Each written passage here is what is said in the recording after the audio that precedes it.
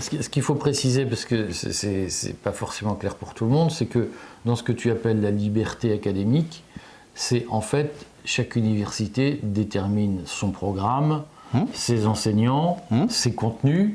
Et là, est géré par un board autonome, voilà. Qui ne dépend pas de l'État, qui n'est pas nommé par la puissance publique. À la différence de la France, où dans tout board d'université publique, même s'il y a des membres élus, il y a aussi un représentant du gouvernement.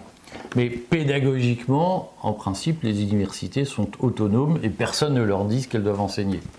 Voilà. Et c'est un peu ça le nerf du sujet. C'est ça qui s'est passé, c'est-à-dire qu'à Columbia, il y a eu non seulement un mouvement étudiant très fort l'année dernière, dont je profite aussi pour rappeler que c'est un mouvement où il y avait énormément d'étudiants juifs.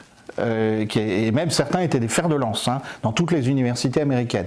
Donc il ne faut pas confondre sionisme et juifs américains. Je veux dire, il y avait justement, c'est ça qui inquiète d'autant plus les générations plus âgées dans le monde juif américain, c'est que dans leur propre rang, la jeunesse se révolte. Exactement comme en 68, on pouvait avoir le grand-père ou le père qui travaillait au Pentagone et le fils qui manifestait contre la guerre du Vietnam. C'est quelque chose qui arrive dans les familles.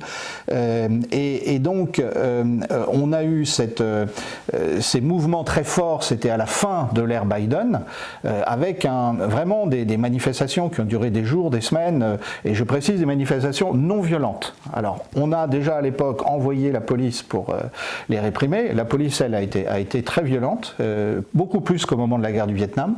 Et quand Trump est arrivé, il a dit, de toute façon, moi je vais faire cesser tout ça, parce qu'on n'a pas le droit dans les universités de dire du mal d'Israël. Je caricature, mais c'est à ça que ça arrive. Et à Columbia, on a demandé la fermeture du centre d'études du Moyen-Orient.